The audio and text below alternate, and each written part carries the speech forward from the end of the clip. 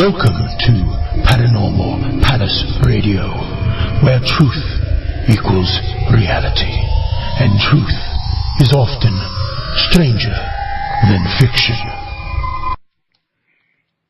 Hello everyone, welcome to Paranormal Palace Radio.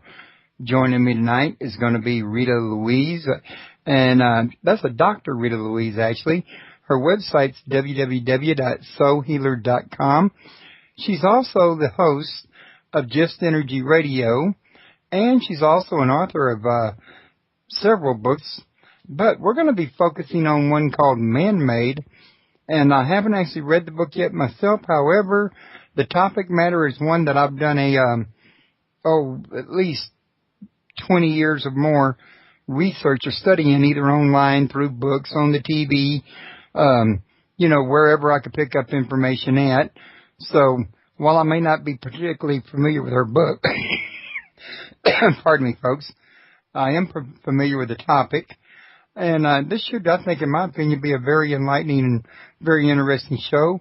Rita's coming back to my show for about roughly the third or fourth, maybe even the fifth time. And I hope she don't get angry if I don't remember exactly, but I do so doggone many shows over the last 6.5 years. They're getting hard to keep up with. Hope she can understand that one, being her host. But yeah, at any rate, if you want to learn, if you want to come attend this show live and you're listening at YouTube or iTunes, you can catch us at www.paranormalpalaceradio.com. And you can call in at 832-632-7904 if you got any questions. So, Marie, how you doing tonight? Rita, we were talking about you her. have Marie Jones in your brain. I caught myself. I am sorry, but how are you doing tonight, Rita? I was like, wait, who are you talking to? I'm doing great. I am just doing excellent. And I'm so glad to get to be here with you tonight. Well, it's always a pleasure to have you on my show. I remember the first time you came on, I was still over at Blog Talk, and I thought we had a very fascinating hour that night over at Blog Talk Radio. And back then I had a lot more listeners live at the site than I do now, but I still have, about the same kind of listenership. They're just more of an archive commodity now than they are a live commodity, which are still, the thing is, you're getting the word out, and that's what's important. Well, and, having my own show, I have learned the value of archives, and people don't really understand that, we all have lives. And so being able to be home in front of your computer or wherever you're tuning into a live show, it's like you really have to be committed to being there to check it out. And so the archives, one of the things that I love, and I'll, pitch for you and your listeners, is I love iTunes, and I love the opportunity to download, because then you can download it onto your phone while you're driving in your car and then Bluetooth it to your sound system, or I have like an auxiliary wire because I'm a little bit behind the times here, and I'll play shows while I'm driving to Starbucks or wherever I happen to be going. And so it's a great way to kind of keep yourself company, learn something, kind of like books on tape. You can learn something while you're going from here to there, as opposed to listening to music, which is, in my opinion, kind of dead time. Well, music, I think I've listened to so much of it that it starts to get on my nerves, becomes more like a noise now. But my wife is a real big music fan, that's why. Well, fortunately, my husband, he likes music, but he does still like a good talk show, to listen to while, and then we have these ongoing debates, wait, pause that right there. And then we'll have these debates as we're cruising down the road. And so it kind of makes for us a bonding moment, and just something that we find enhances our relationship. So a debate is a chance to bond. Well, it's not, a fighting debate. It's, well, what do you think about that? Well, this is what I think. And, well, but they said that. Yeah, and so we kind of get each other wound up. And what we think is a 10-minute conversation, turns into an hour conversation, sometimes a 2-hour conversation, whether we're at home or in the car. And so it makes the time go by faster, even though you're hoping it was really only 10 minutes when you're at home and you're supposed to be getting ready for work or whatever. Yeah, I think I would tend to agree with you. But what I wanted to ask you about is what got you involved in the ancient gods, mythology, religion, ancient astronauts, and I mean, because that's a little off from what I'm used to talking to you about. I'm more used to talking to you about spiritual matters and psychic matters and hypnotherapy and Reiki and, things of this nature. So how did we get so far from our usual? Well, many of the things that I write about really have, and I'm going to say, a spiritual base. And when you think what is spirit, we're talking about God. And so I joke around because I tell people that one of my first loves in life was the whole concept of ESP. But the reality is that my real first love in life was archaeology and anthropology. And I went to Catholic school, and the nuns weren't too happy with me coming in with these, what about the theory of evolution? And and how does our soul fit into this whole thing? And they didn't like it too much. So they were fitting you for your own special cross?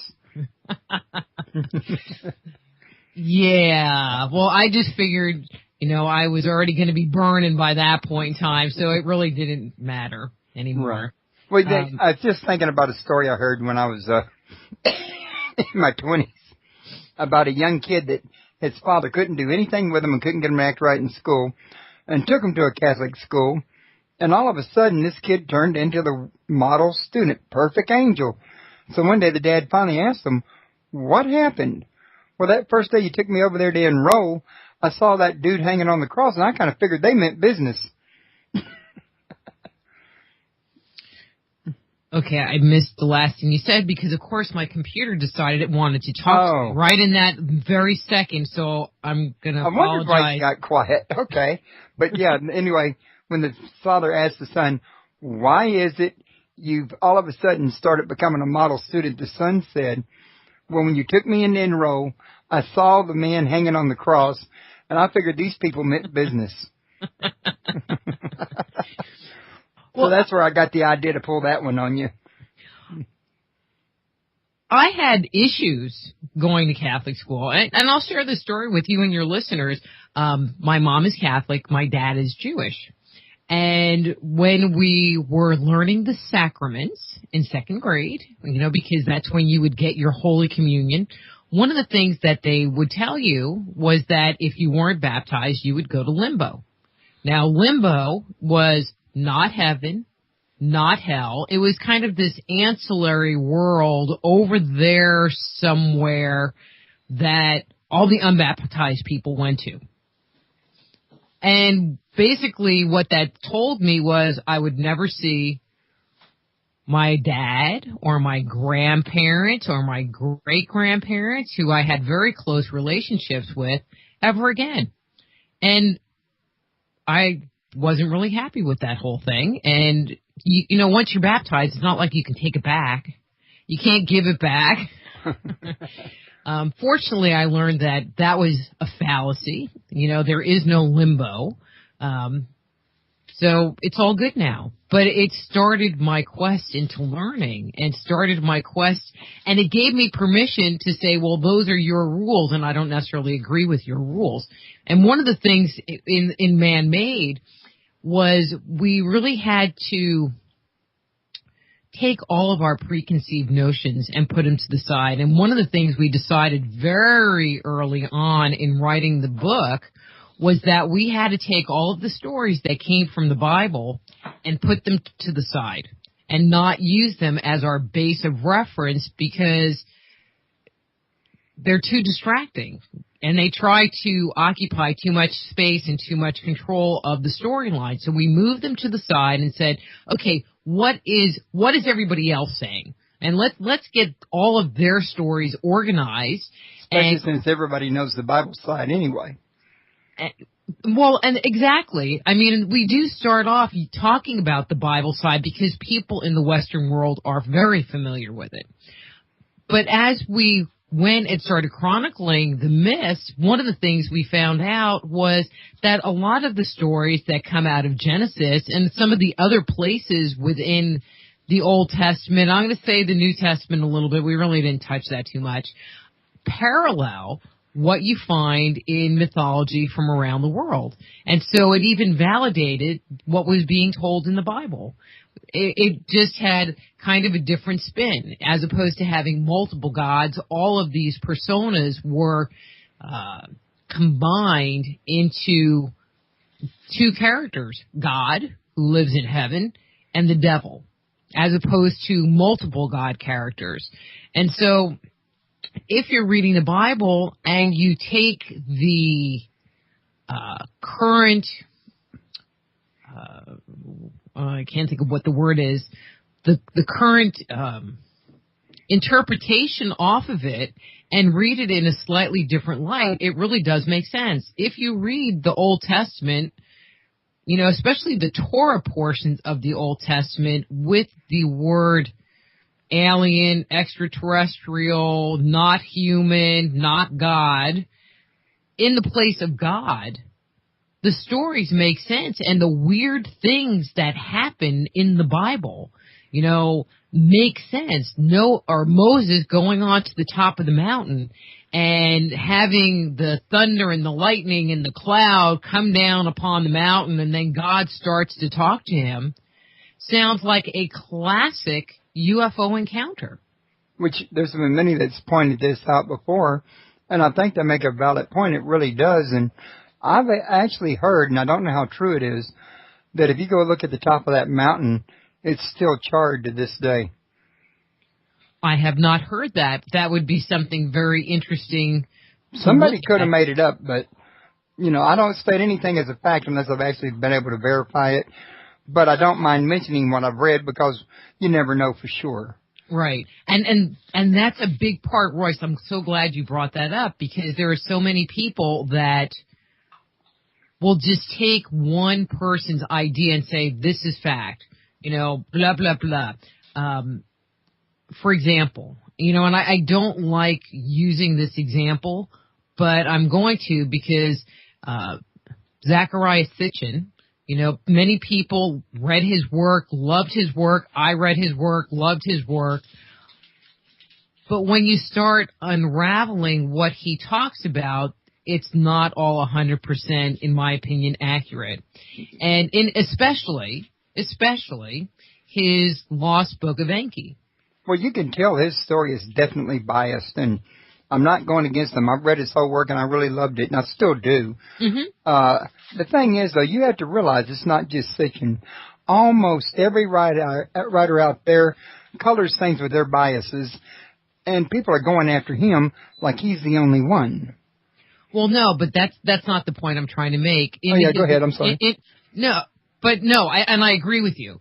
But in his Lost Book of Enki, you have to read really careful. The second to last paragraph, I mean, this is how much I had to dig for it. The second to last paragraph in the introduction clearly says that this is a narrative that I put together based on the writing style that comes out of Sumeria and taking the mythology that I have found in my storyline and putting it into a text. And there are so many people that take that book like, this is a tablet, this is like the Epic of Gilgamesh, and this was found, and like it's something, and it's not even real, it's fiction. Like it's a gospel of God, or... But even, you know, like... But Dan even Brown. Like, yeah. But, yeah, I know what you're talking about. Anyway, go ahead, I didn't mean to interrupt. Yeah, and, you know, but a lot of people don't, you know, realize that it is a work of fiction. Well, period. Yeah. This is true. And it's been my finding that most works of fiction are, you know, mixed in with actual accounts, and that's what makes them so interesting is separating what's fiction and what's not. But, you know, like you say, so many people, they get so hung up on, well, everything's fact. Well, and then they start creating theories that expound off of material that is found in that work. and say, oh, well, this is how it is because, look, here's my reference from this book. But if the book is fiction, then how can anything you base your work on be fact? And I'm using Zachariah's work as an example, but I've seen it in other places where Royce, I'm just going to say it like it is. It's like they kind of pull this stuff out of their butt and they put it on pieces of paper and go, well, here's a fact. Even scientists do that. They put material out and they're like, well, this is a fact. But it's not really a fact. It's what they kind of know right now. And they don't say this is what we conjecture or this is what we recognize as to the best of our ability. They just put it out like, well, it's a fact. Yeah, and that's really a very bad thing if you ask me, because I believe there would be less flame wars in these Yahoo groups and forums if more people would say openly, this is not, and I am sorry. You know, I had that cough last week. Well, I'll just talk for a second and you can, get a drink. It hit me right when I went to talk, and I do apologize for that. But what I was going to say is they, instead of saying like you do, this is conjecture, this is theory, no, I can't prove it, I believe it because of this, they state it as fact, and then anybody that doesn't agree with them or believe them is inferior. Oh, I agree. Well, I mean, there was, two points. One, in writing Man-Made, because of my obvious distaste for that kind of philosophy of putting out half-truths or opinions stated like fact, we really strived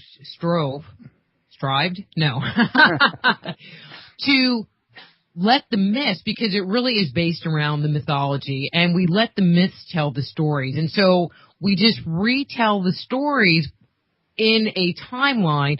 And so if there was something that we were conjecturing, or if there was something that we were kind of throwing in what if, we were pretty clear in identifying, well, this is what we thought, and we ended up over here. Or, so it's not that we're sitting there saying, well, it's a fact check. Can I give an example? Sure. One of the things that, everyone is familiar, like, with the Mayan calendar, and there were 5 cycles of time, and we're ending the 5th cycle, and so we will be completing one big cycle. Well, we had some issues because in some cultures they talk about 5 cycles of time, and in some cultures, like the Hindu culture, they talk about 4 cycles of time. And it took quite a while to reconcile why some had 5 and why some had 4. And one of the conclusions that we came to, and we're very clear this is the conclusion we came to, was in most of the cultures, all right, and explaining some of this is so confusing.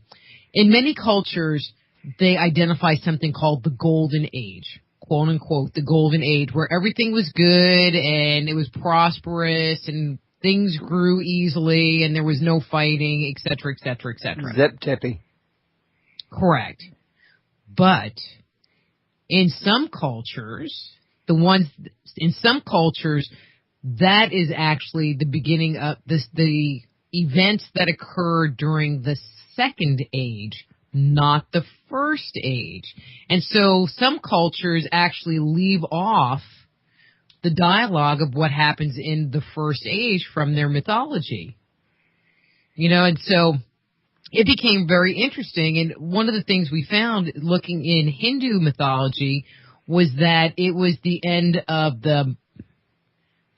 the Great Yuga cycle. It was and I'm trying to come up with the number, but it was like 4.32 billion years ago was the beginning of the next big Yuga cycle. So not the one that is 4.0, don't make me come up with numbers. Not the one that we are now going in the Kali Yuga right now, which is a much smaller. They have cycles within cycles within cycles within cycles. But the big one, it's the new day of Brahma. But where the other one ended, there was a giant calamity that occurred. And after the calamity, they had a new beginning. And the Golden Age. And when you started looking, we came to the conclusion that there was actually this period of time that preceded what you find in the Yuga cycle. It was really interesting. It was a little challenging trying to sort it all out, but one of the things we did was go, okay, but they're talking about a Golden Age, they're talking about a Golden Age, and took all the Golden Ages and lined them up. And said, okay, well, they start with the Golden Age, but these people have all these stories that preceded. So what are their stories? But when you started stacking the different ages on top of each other, the ones that have the age that starts prior to the Golden Age had 5, and the other ones had 4. Ooh, it just worked out that way. But it does go to show that, for the most part, all these cultures are in agreement, at least in concept, that every X number of years, there's a complete new beginning. That wasn't the inference that we ended up with, Roy. Oh, really? What we came to the conclusion of was, or the way the mythology reads, I'll state it as the way the mythology reads, is that a group of progenitor gods came to, and I'm going to say, a planet. And they set up shop, and I'm grossly summarizing the myths, okay? So, and I'm just kind of like doing a broad stroke across a number of myths from multiple cultures.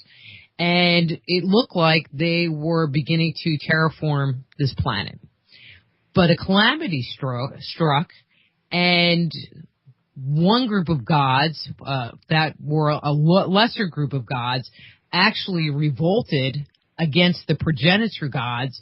In some stories it says they rebelled and were exiled. Some say they just left. But they left this originating world and went somewhere else.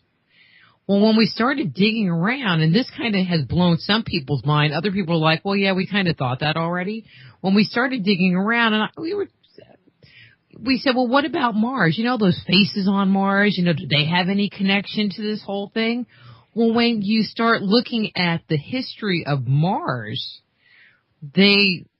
what they have found was at 4.5 billion years ago, Mars started into, well, within 2 million years of the formation of the planet, it already had created a environment that there was the ability to sustain life, that there was blue-green algae actually growing on Mars. There was water. And if that planet was going to house life moving down the road, it would have started in this early period. But then a calamity struck Mars. They were hit with a bunch of meteors, and about 4.3 million years ago is when this meteor shower thing started, which is interesting because that's when the new cycle, the new Yuga cycle, starts. And then not much after that, 3.8 billion years ago, life on Earth started, and no one really knows how. You know, we think the hand of God was somehow involved, and I don't mean the big God, the big G God from, you know, like the omnipotent creator of all things. You know, we're talking definitely more about the extraterrestrial little G God. But with their move and this group usurping control, we felt like, you know, again, based on the way the stories read, they created a new beginning. You know, like we're the new world because it was a new beginning. I have to tell you, it's like you read this book and you really have to put a lot of your preconceived notions aside, because we did, and when you do,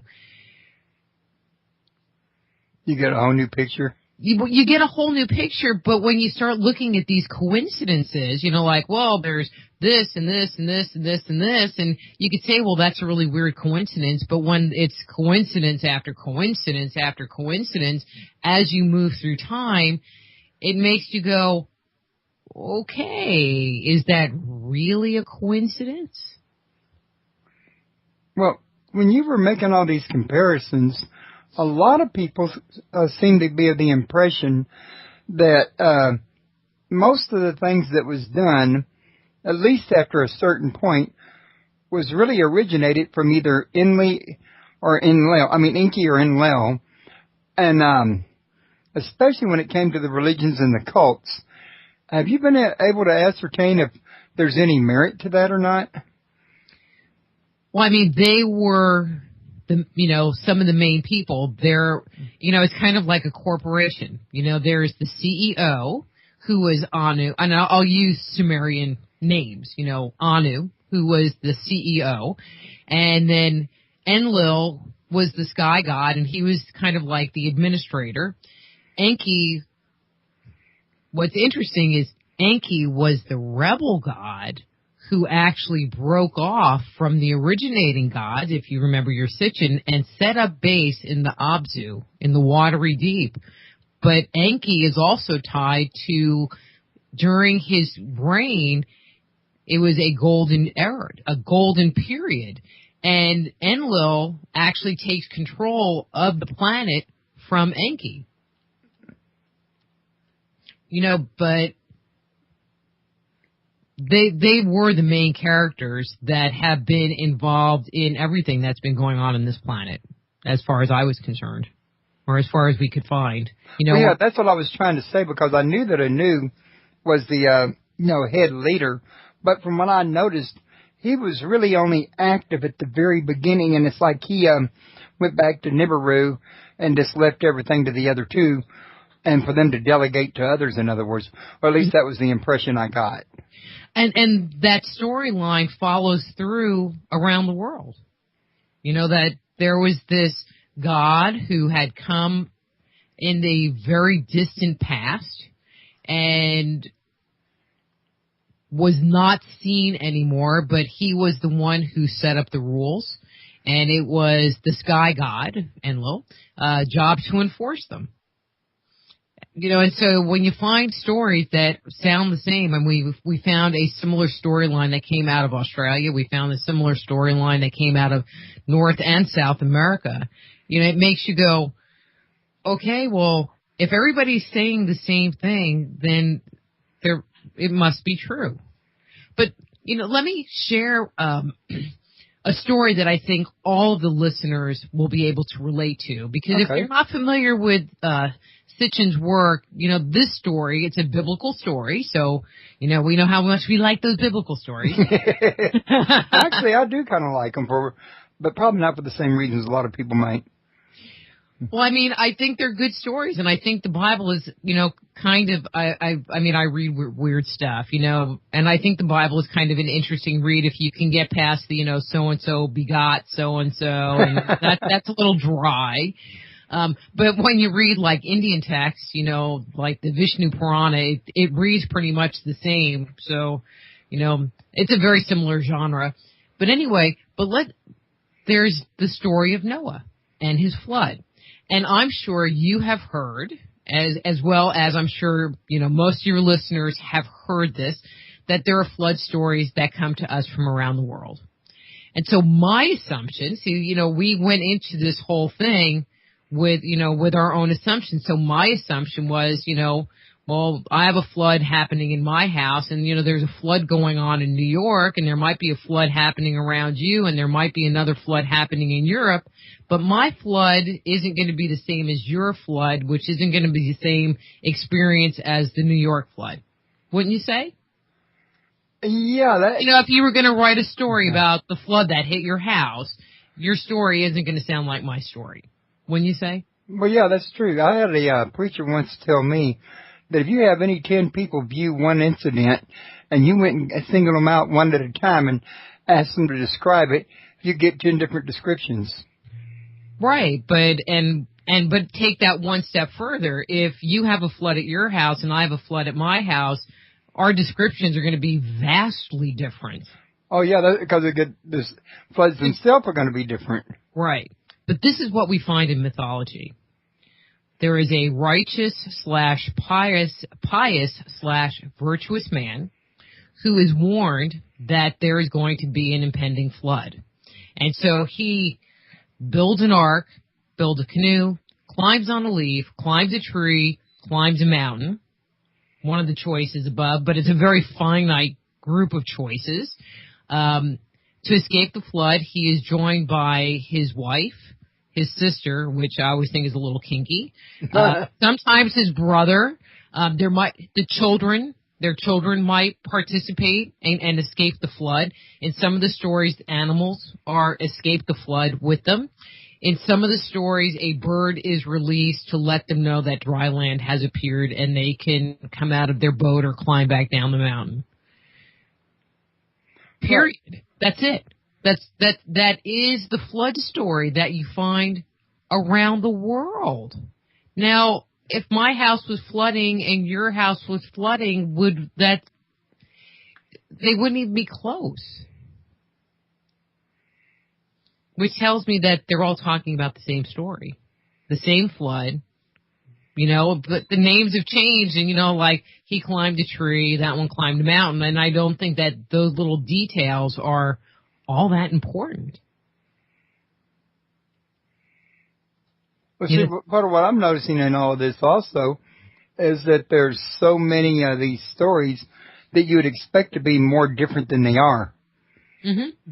Well, I mean, and it was that looking up and researching the flood story that really got us moving forward, because one of the things we realized that in biblical terms, the flood story really comes kind of late in the narrative. There's a bunch of stuff that happens before the flood.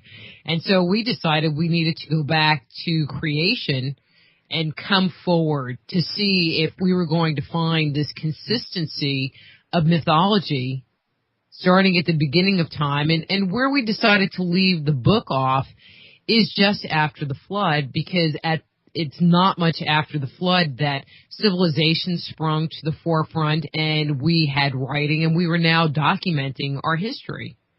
And so there was no need to keep the oral traditions that had been passed on from generation to generation to generation anymore.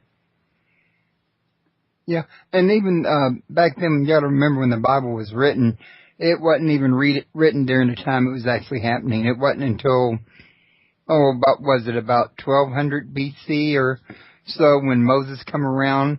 And even then, that hasn't been proven, and there's doubts that it was Moses who wrote that. Mm-hmm.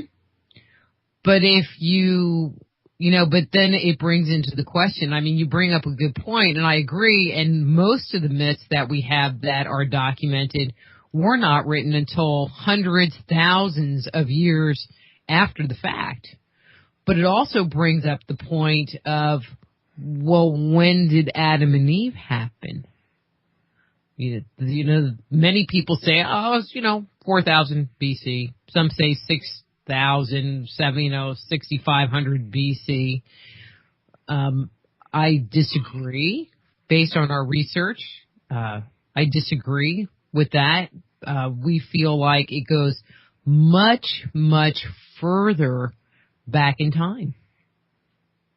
Well, yeah. I mean, in fact, Michael Tellinger recently found what he thinks is Enki's Abuz you were talking about earlier, and he says that he's got it dated back to 250,000 years ago, which would be, like you said, much, much, much further back.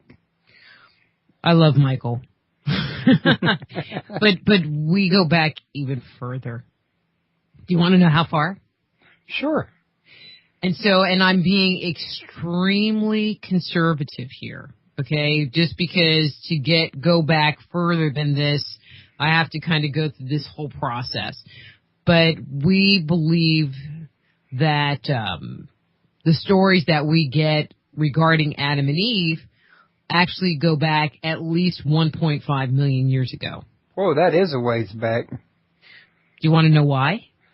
I am kind of curious, yes.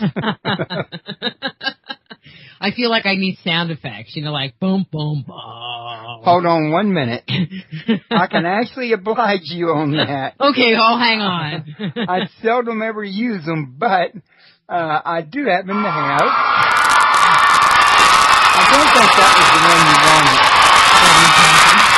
No, you don't hear it? No. All right, well, let me try this one. You don't hear the clapping.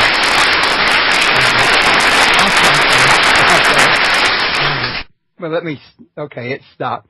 I happen to have on my Sam's broadcaster a sound FX that can provide clapping and crowd surge and all kinds of things. And, well, I never use it, but since you asked, I thought I'd oblige. Well, I'm sure the listeners heard it, but it's probably not feeding through the channel that we're communicating on. Which is that could be.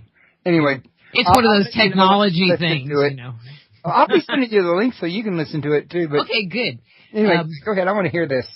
Okay, when you look at mythology, and are you familiar with the story of Prometheus? Yes, I am. And so what did Prometheus do? He gave mankind fire. Right? Right. Okay, so if Adam and Eve were 6,000 years ago, well, we already had control of fire. And so why would Prometheus need to give mankind fire? We already had it. In the same vein, we find myths that come out of this very early period talking about, actually there's one that comes out of the Bible. When Adam and Eve are kicked out of the Garden of Eden, God makes them, and this part just blew me away when I was turned on to this one phrase, he made them clothes out of the skins of animals. Now, when did we wear clothes made out of the skins of animals? Caveman day, wasn't it? Caveman day, Homo erectus time, Neanderthal time. And so where all of these things converge, the use of fire, us starting at the beginning to wear clothes, where we have some kind of a culture that, culture identifies civilization, and it identifies mankind as being separate from the apes. And there are certain characteristics that all have to come together. The control of fire, our ability to walk upright, being hairless, our ability to communicate, all of these things all merge minimally at that 1.5 million years ago. And so when you take mythology and look at science, to me, that is when Adam and Eve lived. 1.5 million years ago. I was on Coast to Coast yesterday, and I swear I was kind of feeling like a heretic. Because I'm saying this stuff, and it's like, well, I'm sorry that it just smacks in the face of people that are interested in, biblical texts, and a lot of the people that say, well, mankind started, blah, blah, blah. I think that genetic engineering, like Michael Tellinger talks about, has been occurring ongoing, and there have been many different interventions of engineering that have occurred. And so, his dating of 200,000 years ago could have been just another iteration of man and mankind. Because we still don't know what else is going to be found either, for that matter. Mm-hmm. Now, also, I wanted to remind everybody her website's www.soulhealer.com. If y'all scroll down under her picture and her description, there's a link to her website to the page of the book, and she's got a link there to buy it. And I notice you're not selling this at Amazon or Barnes & Noble, so you're only making it available through your website, am I correct? No, it's on Amazon and Barnes & Noble. Oh, it is? It was a very late arrival, but it is there. Yeah, it's only been on the page, the site, maybe 2 weeks, but it is there. I did check. Okay, so it probably wasn't there when I put this description up on the website. That's why I made the mistake. Well, I'm glad you let me know that, because I can correct that now. But one of the things, and this offer is expiring tomorrow, because we did a pre-order event, and decided to keep the opportunity open till the end of the month, which is tomorrow, Halloween. Happy Halloween. Where we are offering free shipping on all books that are ordered directly through us as opposed to Amazon. And here's the big and, drum roll, they come signed by me and my co-author, Wayne Law Liberty. Yeah, and I wonder if I should have invited him to come on here with you, or... He's at work. Okay, well, he's always welcome to come on the show, and, in the future if he'd like to as well. I know he likes to push me out and go, here, you go talk. You go talk. I'll just, do this other stuff. I wouldn't do you like that, would I? Well, no. That's what he says to me. Is it? Yes, it is. It would be very interesting. One day I'm going to have to just get him on the air and let him be in the hot seat for a while. Well, now, according to this, though, y'all do track the movements of the gods during the time they walk the earth. How far forward do y'all track those movements? I mean, into the Israelite and the desert days, or further forward, or?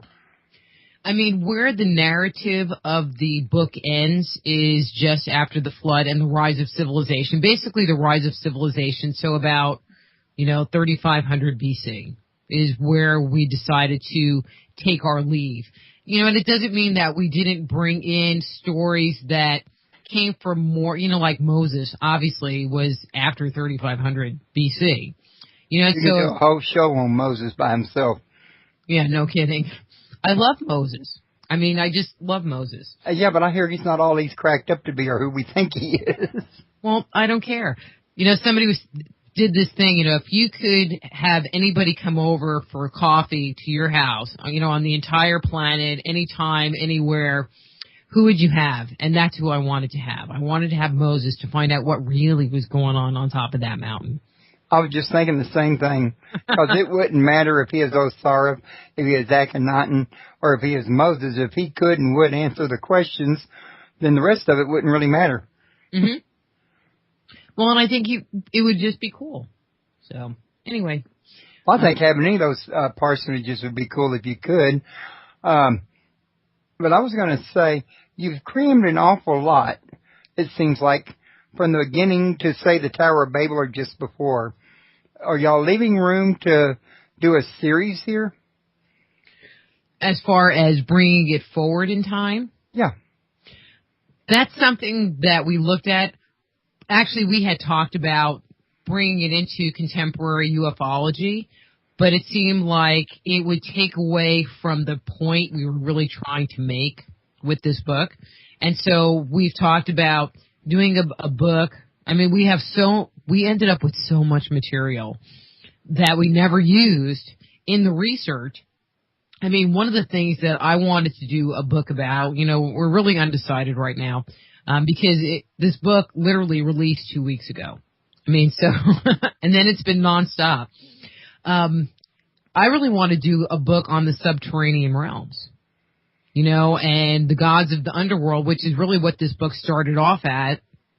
And, so the whole Enki idea, and his role with mankind and his abode, and there's a lot of material. Never got to it. But anyway. Yeah, I hear that there's supposed to be a lost city of the gods underneath the sands of Egypt somewhere. Well, one of the things that we feel pretty confident, again, this is conjecture on our part, was that the gods that walk the earth, they really didn't live on the earth.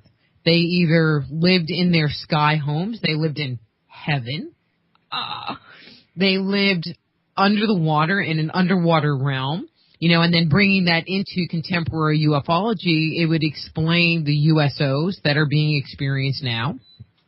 And one of the biggest ones is that they lived in these underground places. I mean, the stories of the underworld, you read the Book of the Dead, and it's about going to the resting place of your soul and becoming a god. But when you read it, it reads more like other stories that you read of individuals trying to get into the underworld for one reason or another.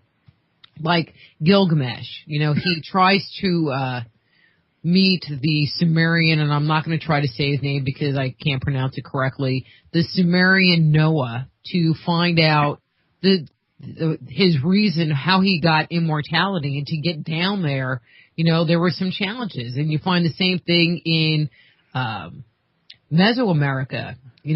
These two brothers try to get down into the underworld, and they have to solve these puzzles and make it through these challenges in order to get down there. And you find the same in the Ramayana. People go into these caves and they open up into these, cities, these underground cities. And I think, when you talk about places like Dulce, New Mexico, and I'm not a big ufologist, that's one of the ones I know, but I know that there are other places where they suspect there were these underground bases. And I think that they were originally the bases of the gods, and they still might be there. It's possible. Have you ever heard of John Rhodes? No. Well, if you can, I think his website's called Reptoids. And he's done a lot of research, and his findings are indicating that there were reptoids living underground. And, some of the gods I've heard described by people like Lawrence Gardner as being hideous, like maybe a lizard-looking god or extraterrestrial might perhaps be, in other words. But mythology supports it. It's congruent with mythology. Right. In the Indian culture, they talk about the Nagas, the kings of the serpents, and they live in the 7th level of the underworld. That's where their abode is. That's where their little underground city is.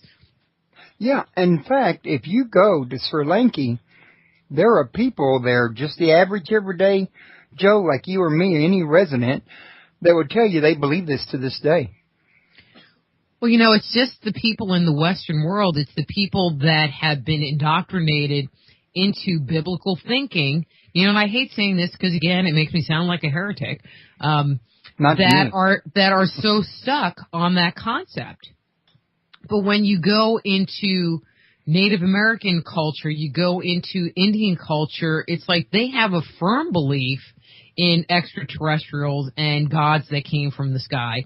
And it's part of their cosmology and not something that they think twice about. I mean, heck, those Indian gods, they're blue, for God's sake.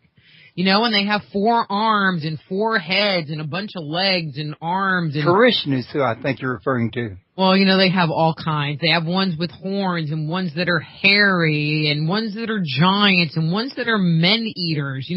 They have all kinds of stuff.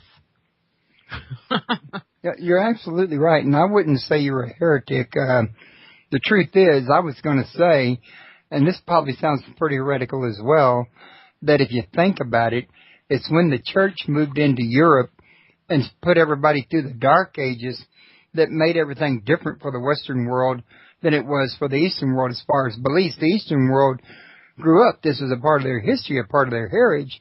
Heritage for us, our heritage was when our country began and what the church allowed us to believe throughout time. Or else we would, have to suffer the consequences and maybe die. I mean, think about how many people died for their heretical beliefs because they thought something or said something that fell outside of the Bible. Well, yeah, in fact, Robert Bauval and Graham Hancock have a book out called The Master Game Plan that goes all through history about the spiritual teaching versus the material teaching, and how the promulgators of the material teaching has been persecuting the teachers of the spiritual, and the kind of torture that these heretics actually went through during the Dark Ages. And some of the things they described was, well, I know I sure as heck wouldn't want to have to experience it. Well, I don't know if you believe in past lives, but I think I've experienced it. Writing this book, I don't want to sound like some weirdo freak person, but, I believe in past lives. You know, I have a little conundrum with past lives. It's like I believe in past lives because I see past lives in other people's auras. You know, I mean, that's one of the things I do, psychic thing. I have had past life recall of my own, even though there's this little part of me that still is not 100% congruent with the whole concept of reincarnation. I don't really understand that in myself, but it is. But I have had this ongoing past life recall of being locked up in some dungeon somewhere because I talked too much and I spoke the truth and the church just put me away. Here's your little cell with the rats. Maybe you were Galileo in a past life. Well, I don't think I was Galileo, but they definitely didn't like me. I was a heretic. Well, you know, I had a guy on Larry Von Hoos, I think it is. Very interesting man. Has an interesting book out called The Voice, What the Bible Says About Reincarnation. And he makes a very strong biblical case for it. You might want to look into it. You can get it pretty cheap on Kindle. And you might be fascinated by what you learn. But what I was going to say, hang on a minute,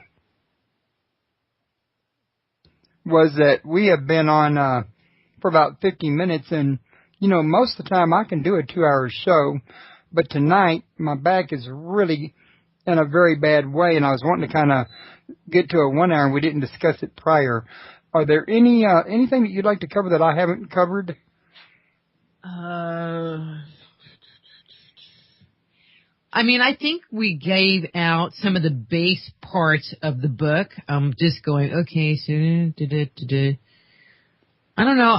I'll leave it up to you. I mean, if you're not feeling good and if we need to wrap early, I'm fine. I'm feeling pretty congruent, like we had a good time together and it was well spent. And, you know, I just hope people buy the book. That's always a good thing. Well, I was actually wanting to ask you to come back on a day when I wasn't having such a bad day. You know, we recently had our drop in weather, and I think that cold air's getting into my bad disc at the beginning of the cold season and giving me a conniption. But, I mean, I've got a show tomorrow, and I got to figure out how to get through that one. I don't usually do 2 shows in a day, but tomorrow's my Halloween bash, and I'm going to have Linnea Lee and a couple of her friends here, and Victor Rossetti, and he does voices. He does the voice for my intro, in fact. Mm-hmm. You might want him to do one for you. He's a very reasonable person. But, yeah, I would love to have you come. As a matter of fact, I always like to have you on my show. Well, you know I would love to come back, you know, so don't worry about it. We're good. Okay, thanks. I really do appreciate your understanding with this one. I know we'd had this thing scheduled, and I didn't want to reschedule, especially this, you know, close in, and I knew I'd be able to make it at least through an hour. But let me ask you this. How do you do on Saturdays at 1? I could be available. I mean, it really depends, you know, because between, you know, the end of September and November, it's showtime. And so like this weekend and next weekend, I'm pretty much booked up. You know, we just need to talk. Okay, we can do that. Because, you know, with the release of this new book, I'm doing a lot of speaking and blah, blah, blah, which is the weekends. So. Okay, well, listen, we can talk about that because it's a lot easier also on my listeners to do a 2-hour show on a Saturday than it is on a Tuesday, because a lot of the people that listen have told me they don't want to stay until 10. They want to go to bed. So I was thinking if we had any listeners live, you know, it'd be easier on them if we did it on a Saturday. I've been thinking about scheduling my show because people have been telling me that. Well, that might be, you know, a good thing if, you know, I just got to where I just didn't worry about the live listeners or not the live listeners, you know. Right. Well, I can understand why. Well, for now, though, do you have any last-minute thoughts?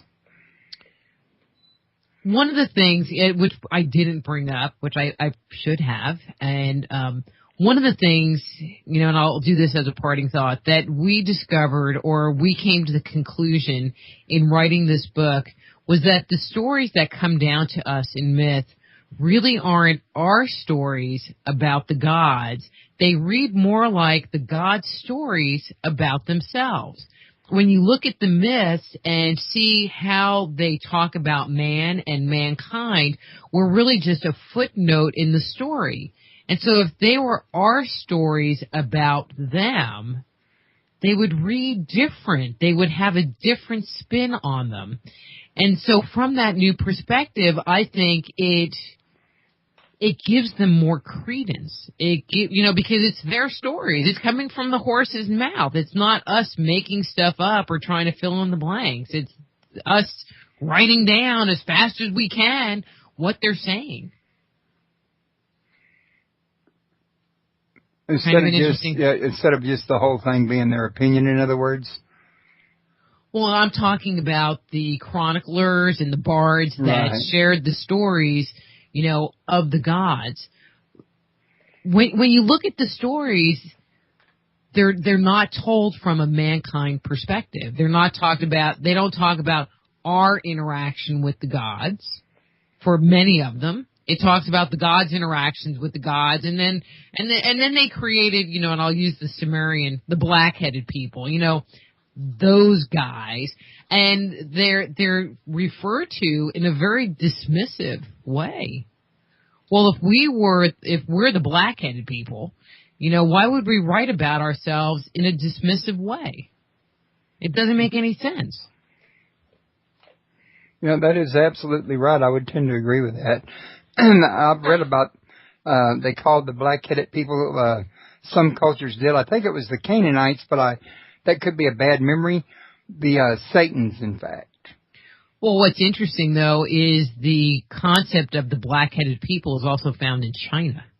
So it's not a term that was necessarily relegated to Semitic properties, Semitic lands, which I thought was kind of interesting.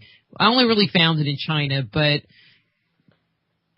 you deal with a certain amount of translation issues when you get things. You deal with, we've lost so much information. We have lost so much information, with the burning of the Library of Alexandria, and the burning of the codices in Mesoamerica. I mean, think about how much of our history is gone. That we are just trying to piece together with the little pieces that we have.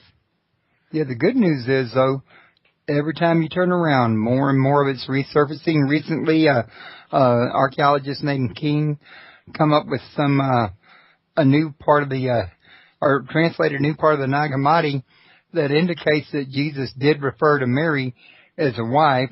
And nobody's doubting the authenticity of the text or the script. They're doubting the interpretation or the understanding of what was said, in other words. I'm shocked. Oh, you mean like they're going to come up with something that fits out, that doesn't fit neatly into that box? Well, it's not surprising, but the point, going on that is that they're still finding new things. They're still getting new things translated. And, who's to know what's going to pop up tomorrow, the next day, in other words. I mean, Tellinger just recently found what he thinks is Inky's a booze. Uh-huh. Well, but then you have, Gobekli Tepe. And actually, I had emailed Sam, and I don't say his last name right, Azminagosh, the Bosnian pyramid guy. And because I had heard that they found some organic material right on the surface of the pyramid, on the casing stone of the pyramid. And they were getting it carbon-14 dated. And so I was curious as to what the results of those dates, the dating was. And then I found out it was a leaf that was actually underneath all of these layers of sediment, but sitting on top of the casing stone. And it was carbon dated at 24,000 BC. So if those pyramids, there's still contention as to whether the pyramids are like real pyramids or not. So I'm not even going to start down that road. But if they are, we'll just say if they are, and this leaf material was deposited obviously after the pyramids were built, that says that those pyramids are minimally 24,000 years old. Yeah, which puts them before the days of Khufu. But it puts them before the flood. Exactly. No, it doesn't. It puts, based on the Sumerian Kings list and some of the other texts, Montiel texts that come out of China, roughly speaking, the flood occurred somewhere between 32 and 37,000 years ago, according to those texts. Yeah, I mean, the Sumerian Kings list puts it at 34,000 years ago. Okay, I wasn't aware of that, but that makes a lot of sense. What you mean, it doesn't necessarily put it before the flood, but it's still... No, that is the dating that they give for the flood on the Sumerian Kings list. Wouldn't 24,000 years not be as far back as 34, or am I misunderstanding? Oh, no, but that was the leaf. So if the flood happened... If the flood happened before, maybe the pyramid was not in use anymore by the 24. That's possible. And, and was now being covered up by dirt and debris. That was kind of where I was going with that. Ah, okay. That's very well possible. But it still shows that the standard that's believed today is not, what's really happened. But I'm going to go ahead and call a wrap on this one, Rita. Okay. Again, you have been a fascinating guest. I've always loved to have you here.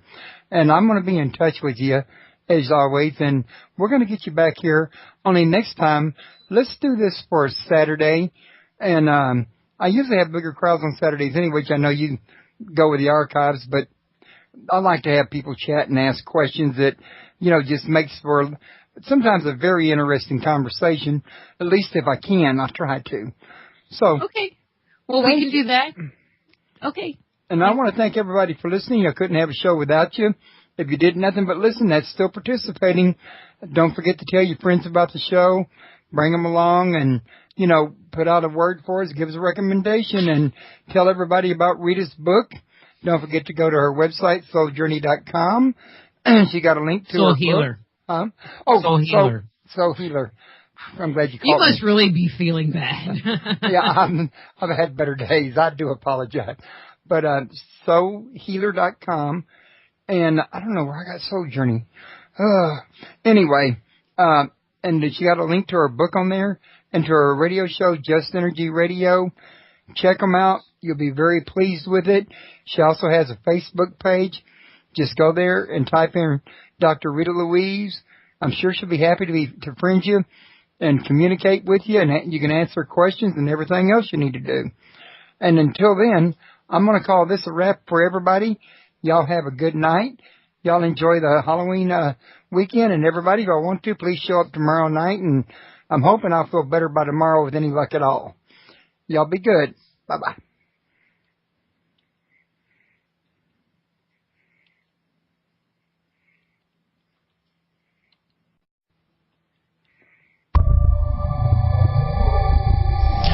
Welcome to Paranormal Palace Radio, where truth equals reality, and truth is often stranger than fiction. Hello, everyone. Welcome to Paranormal Palace Radio. Joining me tonight is going to be Rita Louise, and that's a Dr. Rita Louise, actually. Her website's www.soulhealer.com. She's also the host of Just Energy Radio, and she's also an author of several books, but we're going to be focusing on one called Man-Made, and I haven't actually read the book yet myself. However, the topic matter is one that I've done at least 20 years or more research or studying, either online, through books, on the TV, wherever I could pick up information at. So while I may not be particularly familiar with her book, pardon me, folks, I am familiar with the topic. And this should, I think, in my opinion, be a very enlightening and very interesting show. Rita's coming back to my show for about roughly the third or fourth, maybe even the fifth time. And I hope she don't get angry if I don't remember exactly, but I do so doggone many shows over the last 6.5 years. They're getting hard to keep up with. Hope she can understand that one, being her host. But yeah, at any rate, if you want to learn, if you want to come attend this show live and you're listening at YouTube or iTunes, you can catch us at www.soulhealer.com. That paranormal. I have like an auxiliary wire because I'm a little bit behind the times here. And I'll play shows while I'm driving to Starbucks or wherever I happen to be going. And so it's a great way to kind of keep yourself company, learn something, kind of like books on tape. You can learn something while you're going from here to there as opposed to listening to music, which is, in my opinion, kind of dead time. Well, music, I think I've listened to so much of it that it starts to get on my nerves, becomes more like a noise now. But my wife is a real big music fan, that's why. Well, fortunately, my husband, he likes music, but he does still like a good talk show, to listen to and then we have these ongoing debates, wait, pause that right there. And then we'll have these debates as we're cruising down the road. And so it kind of makes for us a bonding moment and just something that we find enhances our relationship. So a debate is a chance to bond. Well, I mean, it's not, a fighting debate. It's, well, what do you think about that? Well, this is what I think. And, well, but they said that. Yeah, and so we kind of get each other wound up. And what we think is a 10-minute conversation, turns into an hour conversation, sometimes a 2-hour conversation, whether we're at home or in the car. And so it makes the time go by faster, even though you're hoping it was really only 10 minutes when you're at home and you're supposed to be getting ready for work or whatever. Yeah, I think I would tend to agree with you. But what I wanted to ask you about is what got you involved in the ancient gods, mythology, religion, ancient astronauts, and because that's a little off from what I'm used to talking to you about. I'm more used to talking to you about spiritual matters and psychic matters and hypnotherapy and Reiki and, things of this nature. So how did we get so far from our usual? Well, many of the things that I write about really have, and I'm going to say, a spiritual base. And when you think what is spirit, we're talking about God. And so I joke around because I tell people that one of my first loves in life was the whole concept of ESP. But the reality is that my real first love in life was archaeology and anthropology. And I went to Catholic school, and the nuns weren't too happy with me coming in with these, what about the theory of evolution? And and how does our soul fit into this whole thing? And they didn't like it too much. So they were fitting you for your own special cross? Yeah. Well, I just figured, I was already going to be burning by that point in time, so it really didn't matter anymore. Right. Well, I was just thinking about a story I heard when I was in my 20s about a young kid that his father couldn't do anything with him and couldn't get him to act right in school and took him to a Catholic school. And all of a sudden, this kid turned into the model student, perfect angel. So one day the dad finally asked him, what happened? Well, that first day you took me over there to enroll, DallasRadio.com. And you can also call in at 832-632-7904 if you got any questions. So, Marie, how you doing tonight? Rita, we were talking about you her. You have Marie Jones in your brain. I caught myself. I am sorry, but how are you doing tonight, Rita? Well, I was like, wait, who are you talking to? I'm doing great. I am just doing excellent. And I'm so glad to get to be here with you tonight.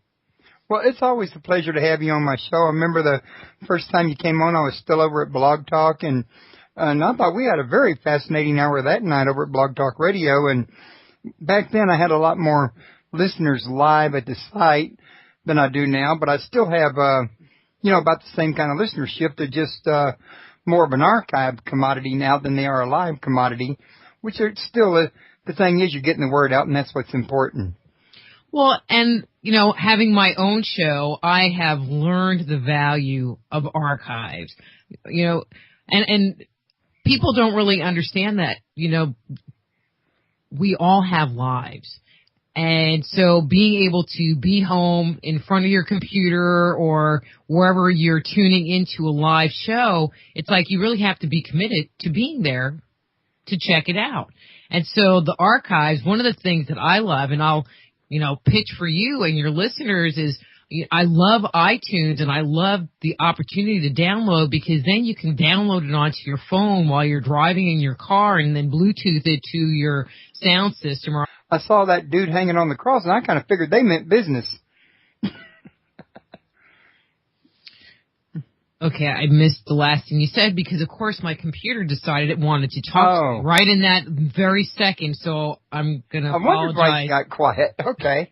But, yeah, anyway, when the father asked the son, why is it you've all of a sudden started becoming a model student, the son said, well, when you took me in to enroll, I saw the man hanging on the cross, and I figured these people meant business.